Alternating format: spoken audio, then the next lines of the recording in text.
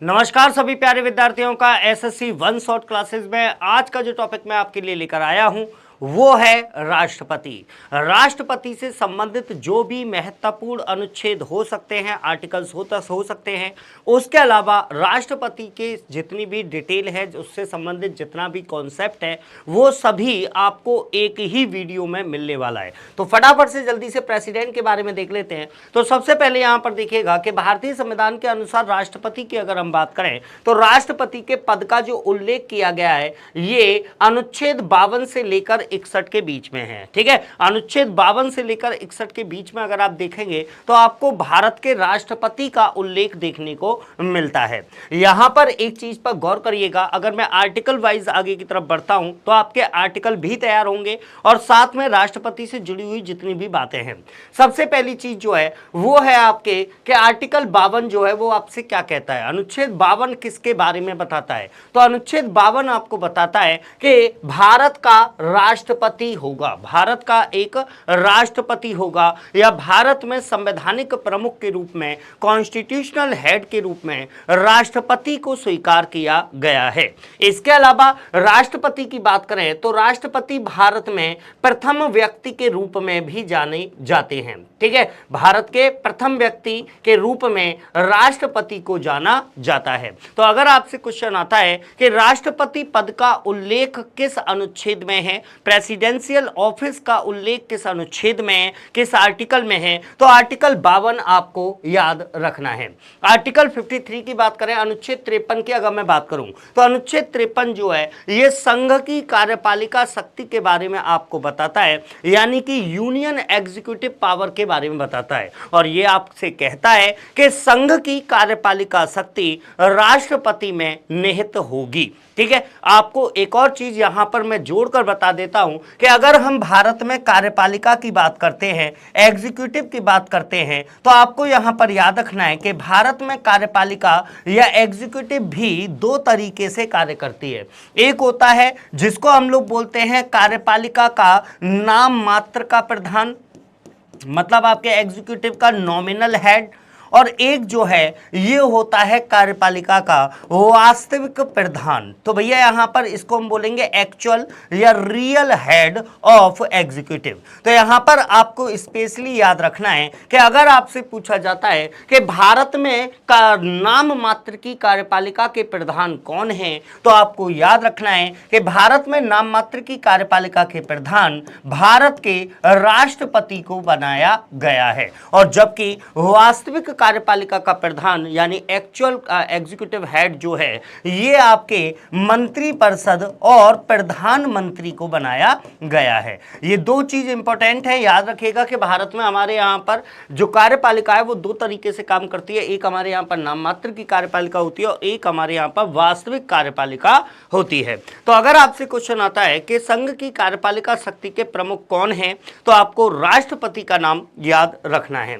इसके अलावा देखिएगा राष्ट्रपति के निर्वाचन का उल्लेख किस अनुच्छेद में है, तो राष्ट्रपति के निर्वाचन का उल्लेख, इलेक्शन का जो उल्लेख किया गया है ये आर्टिकल 54 में किया गया है। अनुच्छेद 54 के तहत राष्ट्रपति का निर्वाचन किस तरीके से किया जाएगा या उसके निर्वाचक मंडल में कौन कौन लोग शामिल होंगे, इस बात का उल्लेख किया गया है। यहां पर मैं आपको बता देना चाहता हूं कि राष्ट्रपति के निर्वाचक मंडल की बात करें कि राष्ट्रपति जो है, राष्ट्रपति के चुनावों में वोट करने वाले लोग कौन कौन होंगे, तो यहां पर इलेक्टोरल कॉलेज की बात करें, इलेक्टोरल कॉलेज ऑफ प्रेसिडेंट की अगर हम बात करें तो यहां पर आपको याद रखना है कि भैया तीन जो आपके पद हैं वो आपके राष्ट्रपति के लिए क्या करते हैं, वोट करते हैं। कौन कौन, तो याद रखिएगा सबसे पहले लोकसभा। ठीक है, लोकसभा यानी कि आपके पार्लियामेंट का लोअर हाउस, इसके अलावा राज्यसभा मतलब पार्लियामेंट का अपर हाउस, और उसके अलावा राज्यों की विधानसभा मतलब legislative assembly of the state. इसको क्या बोलेंगे, इसको बोलेंगे legislative assembly of the state. इनमें आपको याद रखना है कि इनके है ना, इन तीनों के जो निर्वाचित सदस्य होते हैं ये राष्ट्रपति को वोट देने का कार्य करते हैं। यहां पर स्पेशली आप लोगों को विशेष तौर पर याद रखना है कि राष्ट्रपति के चुनावों में वोट करने वाले लोग कौन होते हैं। तो आपको बताना है कि elected members of Lok Sabha, elected members of Rajya Sabha and elected members of legislative assembly of the state will participate in the election of president. मतलब क्या हुआ, राष्ट्रपति के चुनावों में वोट देने वाले लोगों में लोकसभा, राज्यसभा और विधानसभा के निर्वाचित सदस्य, इस चीज को विशेष तौर पर याद रखिएगा, इलेक्टेड मेंबर से ही हिस्सा लेते हैं। इसके अलावा आपको मैं बता देना चाहता हूं 70वें संविधान संशोधन के द्वारा, 70th जो कॉन्स्टिट्यूशनल अमेंडमेंट है, तो 70वें संविधान संशोधन के द्वारा दिल्ली और पुडुचेरी विधानसभा के निर्वाचित सदस्यों को भी राष्ट्रपति के निर्वाचक मंडल में शामिल कर दिया गया था। आगे की तब चलते हैं तो यहां पर आर्टिकल 55 जो है ये राष्ट्रपति के निर्वाचन की प्रक्रिया को बताता है ना। राष्ट्रपति के निर्वाचन की प्रक्रिया क्या होगी, इलेक्शन प्रोसीजर क्या होगा। तो यहां पर आपको याद रखना है कि जब हम इलेक्शन प्रोसीजर की बात करते हैं तो आपको याद रखना है राष्ट्रपति का चुनाव अप्रत्यक्ष निर्वाचन प्रणाली के आधार पर किया जाता है ना। अप्रत्यक्ष निर्वाचन प्रणाली जिसको आप लोग इनडायरेक्ट वोटिंग सिस्टम के नाम से जानते हो, क्योंकि अभी अभी आपने देखा भैया राष्ट्रपति को वोट करने वाले, है ना, राष्ट्रपति को वोट करने वाले जो लोग हैं वो जनता के नहीं हैं, ठीक है। वो क्या है कि भैया जनता के द्वारा जिनको चुना गया उनके द्वारा राष्ट्रपति को चुना जाता है। यानी इसके लिए जो इलेक्शन होता है वो कैसा होता है, अप्रत्यक्ष रूप से होता है, इनडायरेक्ट रूप से होता है। इसके अलावा राष्ट्रपति के चुनावों में आनुपातिक प्रतिनिधित्व प्रणाली, आनुपातिक प्रतिनिधित्व प्रणाली जिसको हम लोग बोलते हैं प्रोपोर्शनल रिप्रेजेंटेशन सिस्टम, क्या कहेंगे इसको आप कहेंगे प्रोपोर्शनल रिप्रेजेंटेशन सिस्टम,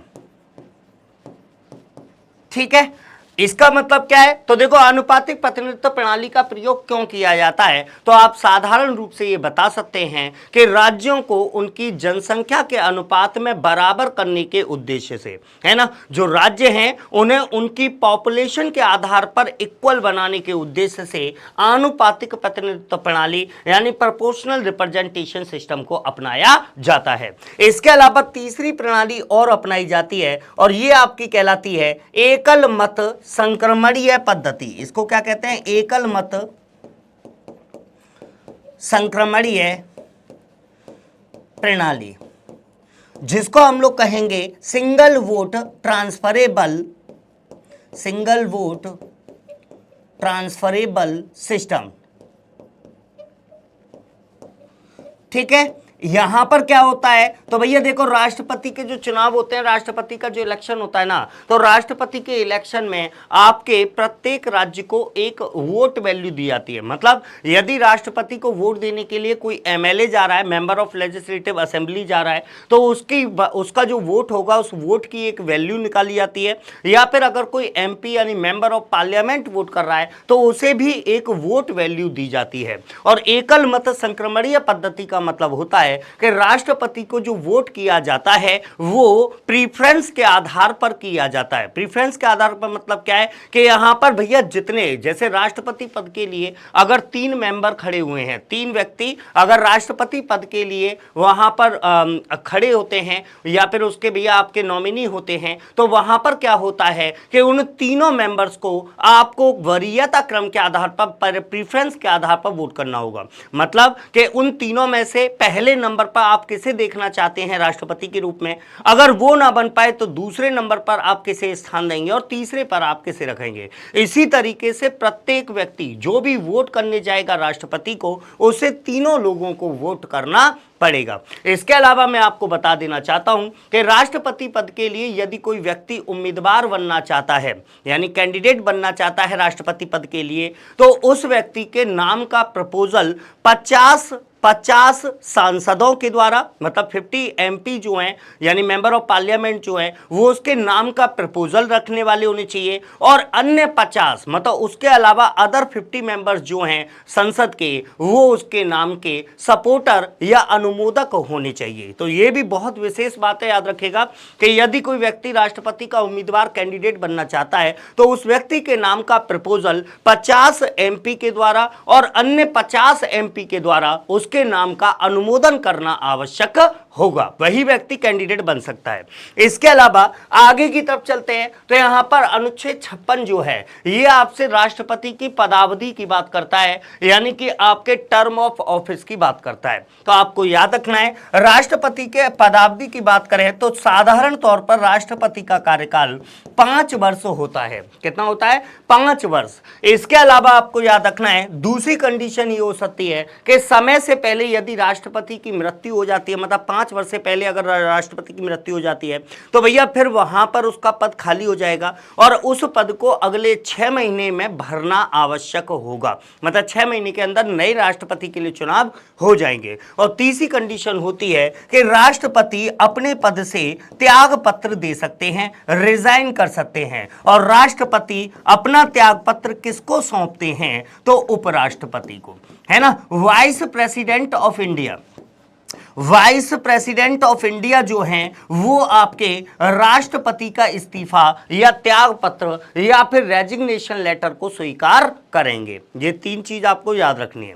आगे की तरफ चलते हैं तो आर्टिकल 57 जो है ये राष्ट्रपति के पुनर्निर्वाचन के लिए पात्रता की बात करता है, एलिजिबिलिटी फॉर री इलेक्शन की बात करता है। तो भारत के परिप्रेक्ष्य में मैं आपको बता देना चाहता हूं कि भारत में या आपके यहां पर एक व्यक्ति कितनी भी बार राष्ट्रपति चुना जा सकता है, इसके ऊपर कोई बाउंडेशन हमारे यहां पर नहीं है। लेकिन अगर हम बात करते हैं यूएसए की, तो यूएसए के अंदर एक व्यक्ति केवल और केवल 2 बार राष्ट्रपति चुना जा सकता है, लेकिन हमारे यहां पर कोई बाउंडेशन नहीं है, एक व्यक्ति कितनी भी बार राष्ट्रपति के रूप में चुना जा सकता है। इसके अलावा आर्टिकल 58 ये आपसे राष्ट्रपति के निर्वाचन हेतु अर्हताओं की बात करता है, क्वालिफिकेशन की बात करता है। ठीक है, क्वालिफिकेशन की अगर हम बात करें तो भैया आपको पता है 2-3 योग्यता तो सभी के लिए कॉमन होती हैं कि पहली कि भैया वह भारत का नागरिक हो, मतलब should be a citizen of India.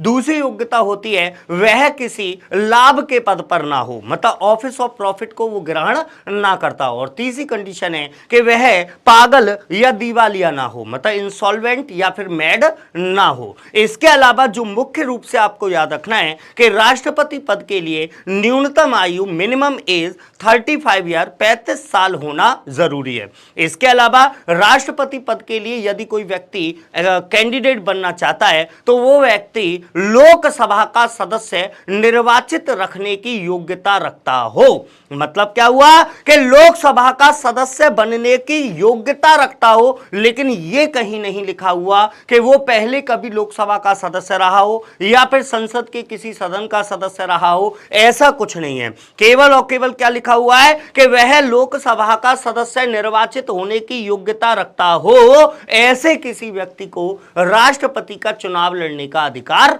होगा। ये बात मेरी कंफर्म है। चलिए आगे की तरफ चलते हैं तो यहां पर आर्टिकल 59 को आप लोग छोड़ सकते हैं, उसमें केवल राष्ट्रपति पद के लिए शर्तें बताई गई हैं, है ना। राष्ट्रपति पद की शर्तें 59 में बताई गई हैं, ज्यादा इंपॉर्टेंट नहीं है, उसको चाहें तो आप यहां पर ड्रॉप कर सकते हैं। आर्टिकल 60 इंपॉर्टेंट रहेगा आपके लिए, जो राष्ट्रपति की शपथ की बात करता है, प्रतिज्ञान की बात करता है, ओथ की बात करता है, एफर्मेशन की बात करता है। तो राष्ट्रपति अपने पद की शपथ किसके सामने लेते हैं? तो आपको याद रखना है, चीफ जस्टिस ऑफ इंडिया, मतलब भारत के मुख्य न्यायाधीश, सुप्रीम कोर्ट के चीफ जस्टिस जो होंगे उनके समक्ष या फिर वरिष्ठतम न्यायाधीश के समक्ष राष्ट्रपति अपने पद की शपथ ग्रहण करते हैं। मतलब अगर चीफ जस्टिस ऑफ इंडिया नहीं है तो जो आपके सुप्रीम कोर्ट के सीनियर मोस्ट जज होंगे उनके सामने राष्ट्रपति के द्वारा शपथ ग्रहण की जाएगी। और अगर हम बात करते हैं आर्टिकल 61 की, तो आर्टिकल 61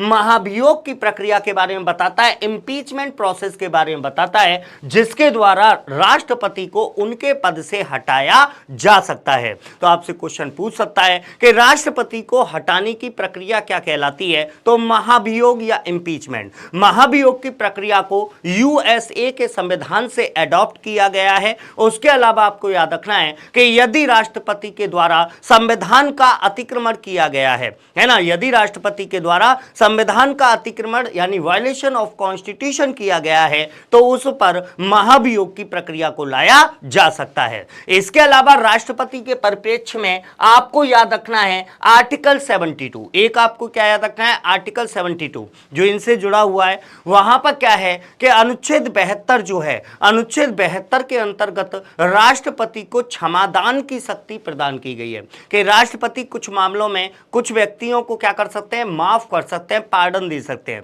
वो कौन से मामले होंगे, तो याद रखिएगा मृत्यु दंड के मामले में।